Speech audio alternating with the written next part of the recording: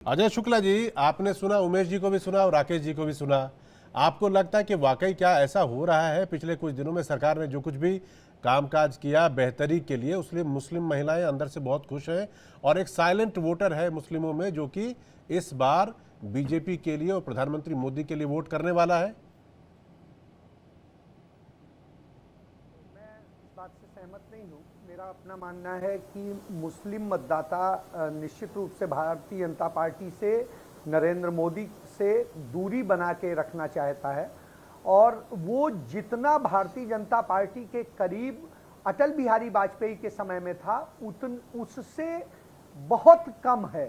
अटल जी के समय में ज़्यादा मुसलमान भारतीय जनता पार्टी से जुड़ा हुआ था, आज वह मुसलमान पूरी तरह से दूरी बनाता दिखता है। रही बात महिलाओं की, कही जाती है महिलाओं के उसका असर 2017 के विधानसभा चुनाव में यूपी में पड़ा था, लेकिन उसके बाद में उन्हें समझ में आया कि ये छलावा मात्र है और इससे कोई लाभ हुआ नहीं है। वास्तव में यदि आप जाएंगे महिलाओं के बीच में तो इस बात को समझ में आएगा। यह प्रचार सिर्फ जो मुस्लिम मंच है आरएसएस का, वो करता है, राष्ट्रीय मुस्लिम मंच, और इसी के कारण आप देखिए जो पीछे पकड़े गए थे, जो अमरनाथ में आतंकी हमला करने जा रहे थे, वो भारतीय जनता पार्टी से ही जुड़े हुए मुसलमान थे। वो कन्हैया लाल की हत्या करने वाला वो राष्ट्रीय मुस्लिम मंच से जुड़ा हुआ था। इसी तरीके से तो इस तरह के लोग जो ये तैयार किए गए, इससे मुस्लिम कम्युनिटी ने यह समझ लिया कि हमें बदनाम करने के लिए इस तरह से मुस्लिम्स को बिना किसी प्रमाण के दुष्प्रचार नहीं करना चाहिए। या तो मेरी बात सुने, आप मेरी बात सुने। नहीं, दुष्प्रचार करने के लिए थोड़े मंच है। आप संगठन का नाम लेके कह रहे हैं अमरनाथ यात्रा में भाजपा के लोग गए थे हमला करने, पर मैं तो नाम लेके कह रहा हूँ। कन्हैया का जो है सर उतार दिया, गलत साबित करें ना, आप गलत साबित करें ना। मैं तो अभी दिखा देता हूँ, कोई किसी के साथ मैं तो दिखा देता हूँ। गलत बात मत बोलिए। गलत बात नहीं, गलत बात आपने कह दी इसलिए मैंने आपका प्रतिवाद किया है। एजेंडे पे काम मत कीजिए। एजेंडा नहीं है ये, एजेंडा आपने फैला दिया, आपने रख दिया एजेंडा। तरीके से आप क्या कहना चाहते हैं कि जो भाजपा से जुड़ा हुआ मुसलमान है वो आतंकवादी है? उन लोगों की यही बोलना चाहते हैं ना कर सकते हैं आप असल में आप भारतीय जनता पार्टी के नरेंद्र मोदी के एजेंट के तौर पे बोल रहे हैं। आप सीपीएम के एजेंट हैं या कांग्रेस के एजेंट हैं? इस तरह से बात होगी। यदि आप किसके एजेंट हैं? आप निष्पक्ष, आप किसके अजय जी झूठ बोल रहे हैं। आप सीधे बैठ के टेलीविजन चैनल पर आप झूठ आप बोल रहे हैं। क्या कैसे झूठ आपने कैसे इल्जाम लगा दिया अमरनाथ यात्रा में, अमरनाथ यात्रा पर अटैक करने वाले? मुझे इसका जवाब दीजिए, आप ऑफिशियली जवाब दीजिए। कौन सी एजेंसी ने एफआईआर दर्ज की है? बिल्कुल, कौन सी एजेंसी ने एफआईआर दर्ज की है? आप अभी कन्हैया कुमार के जो हत्यारे थे वो जो है इंद्रेश कुमार से मुस्लिम राष्ट्रीय मंच से जुड़े थे, इसका क्या प्रमाण है आपके पास? मैं अभी दिखा देता हूँ। हाँ, वो वेबसाइट भी आपकी ही बनाई होगी मेरे पास। हाँ, पोर्टल आप ही ने क्रिएट किया होगा। मेरी बनाई हो गई। बिल्कुल अजीब सी स्थिति है। इस तरह से फर्जीफिकेशन वाली बात मत किया करिए। जो देश में किसी को एक्सेप्ट न हो, न कोई एफआईआर है, न किसी प्रकार का कोई प्रमाण है, न किसी प्रकार कोई दस्तावेज है, न किसी जांच एजेंसी में इस तरह की बात आई है। गूगल आप इतनी बड़ी राष्ट्रीय पार्टी के कार्यकर्ता, जो मुस्लिम कार्यकर्ता हैं, उनके ऊपर आरोप लगा रहे हैं। मत बोलिए, एजेंट आप हैं। आप नरेंद्र मोदी के स्पोक्स पर्सन। अजय जी सुनिए, स्पोक्स पर्सन है। आप ये बताइए प्रमाण क्या है? यदि पत्रकार की हैसियत से बोल रहे हैं, प्रमाण की कैसे बात करेंगे आप? बोल रहे हैं तो सच को सुनिए। सच कैसे है? सच को सुनना सीखिए। बिल्कुल सर से लेके पैर तक झूठ बोल रहे हो। सच को सुनना सीखिए। नहीं सुनेंगे। झूठ तो आप झूठ बोल रहे हैं बिल्कुल, और इसीलिए कोई प्रमाण आपके पास नहीं है। बोले किसी संपादक को यह शोभा नहीं देता है कि वो, मैंने 2 केस जो इन्होंने बताए उन 2 केस पर्टिकुलर उस पर बात की है। अजय जी सुनिए, नहीं गिन रहा हूं मैं। अजय शुक्ला जी सुनिए, अजय शुक्ला जी 50 केस जो है आप गिनाते जाइए। अरे मेरे मेहमानों सुन लीजिए एक मिनट मेरी बात भी। दोनों केस में गलत अरे प्रमाण हुजूर दिया है। मेरी बात सुन लीजिए एक मिनट, सुनिए। अजय जी राकेश जी हाजिक साहब, एक सेकंड मेरी बात सुनिए। आप डिबेट करिए, सब कुछ करिए, एक दूसरे से बातों से लड़िए, लेकिन ये एजेंट या इस तरह की भाषा का इस्तेमाल ना करिए। आप सब मेरे लिए बड़े सम्मानित हमारे मेहमान हैं। इन्होंने ही हमारे बीच में आके बोला, हमने तो प्रमाणित इनके पे बात कुछ गलत नहीं बोला। करेंगे तो हम बोलेंगे। तो एक संपादक के तौर पे, संपादक के तौर बोल रहे, किसी अखबार ने नहीं छापा है, किसी गरिमा नेशनल रहनी न्यूज चैनल पे चाहिए खबर नहीं कि चली है। अपनी बारी आप पे पता नहीं बोले कहां ना। से खबर ले आए। एक संपादक को अपनी बारी पर बोलना चाहिए, एजेंट की तरह नहीं डिस्टर्ब करना चाहिए ना।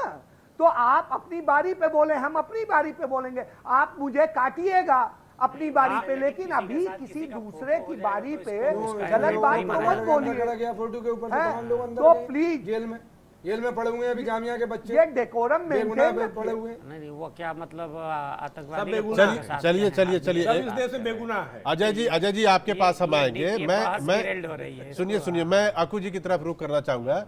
अकू जी, ये मोदी 2.0 वाली जो सरकार थी, जब दूसरी बार बनी तो 2-3 बड़े काम हुए। आपको कश्मीर वाला 370, फिर उसके बाद से राम मंदिर बन गया, अब यूसीसी की बात हो रही है। इन तीनों चीज जो बड़े फैसले, जो एक तरह से बीजेपी का समझ लीजिए कि एजेंडा था, सपना था, उसको साकार करने की तरफ वो बढ़ रहे हैं। अब चुनाव उसके बाद हो रहा है। इन तीनों चीज़ों का कितना असर पड़ेगा मुस्लिम मतदाताओं पर? क्या वो बीजेपी के साथ, मोदी सरकार के साथ जाएगी, मानेगी कि मेरी हितैषी है, हमें उनके साथ जाना चाहिए, या उनके मन में कुछ और द्वंद चल रहा होगा, ये फैसले हमारे अगेंस्ट है? जी पहले तो धन्यवाद। लेकिन ये अगर 370 हुआ है तो अगर दिमाग में ये था कि हम हिंदू खुश करेंगे, मुसलमान को खुश करेंगे, तो इस तरीके से नहीं होती हैं चीज़ें। ये हम सब जो लोग बात करते हैं और एक तरफा जो बात करते हैं, एक तरफा फतवे जारी कर देते हैं, वो नहीं होता है। राजनीति में और सैद्धांतिक में और सिद्धांत में और देश की हित में जो काम होते हैं, उसमें ये परसेप्शनली तो ठीक होता है कि किसको ज़्यादा फ़ायदा मिलेगा या किसको लगेगा कि देश हित में काम कर रही है, एक तरफा काम नहीं हो रहा है। तो 370 और 35A को आप उससे नहीं जोड़ सकते।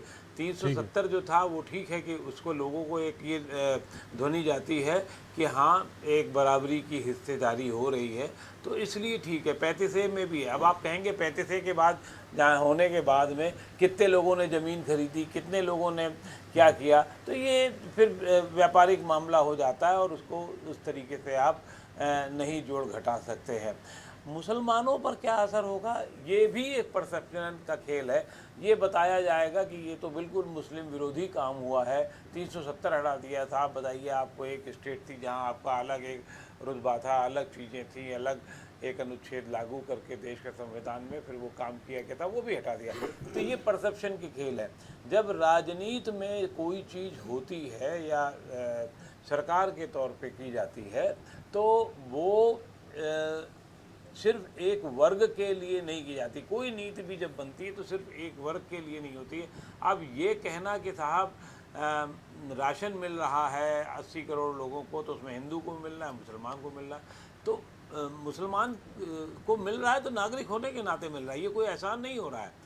हिंदू को मिल रहा है तो ठीक है, सब जो आपने सोच समझ के दिया है तो वो भी कोई एहसान नहीं हो रहा, वो नीति के नाते इस तरीके से उसका बंटवारा नहीं कर सकते। लेकिन उसका परसेप्शनली लाभ लाभार्थी के तौर पर तय है, वो भारतीय जनता पार्टी पाने की कोशिश करती है, करेगी भी। और क्योंकि उसको एक लगता है कि उसने एक बड़ा काम किया है, और भी नीतियाँ या जितनी भी चीज़ें बनाई जाएंगी वो परसेप्शन के आधार पर होंगी। और बाकी परसेप्शन बनाने में हमारे नेतागण और जो उनके कारिंदे हैं वो करते हैं, अपना अलग अलग तरीके से काम करते हैं, बताने की कोशिश करते हैं ऐसे मुसलमान तो सब खतरे में है, देश पूरा खतरे में है।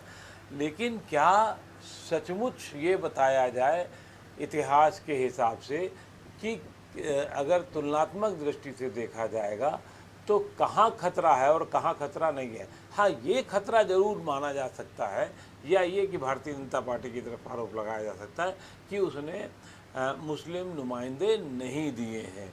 दो दिए हैं, दो, एक केरल में एक तमिलनाडु में, तो एक सांकेतिक हो सकते हैं, उससे ज़्यादा नहीं है, ये कहा जा सकता है। लेकिन फिर आप ये भी तो कहते हैं ना कि जिताऊ चाहिए, तो वो उनका भरोसा जो एक दूसरे का है, एक दूसरे के प्रति है, वो उतना नहीं है कि वो उसको टिकट दे पाए, जो अभी एक बातचीत में लोग कहते हैं भारतीय जनता पार्टी वाला।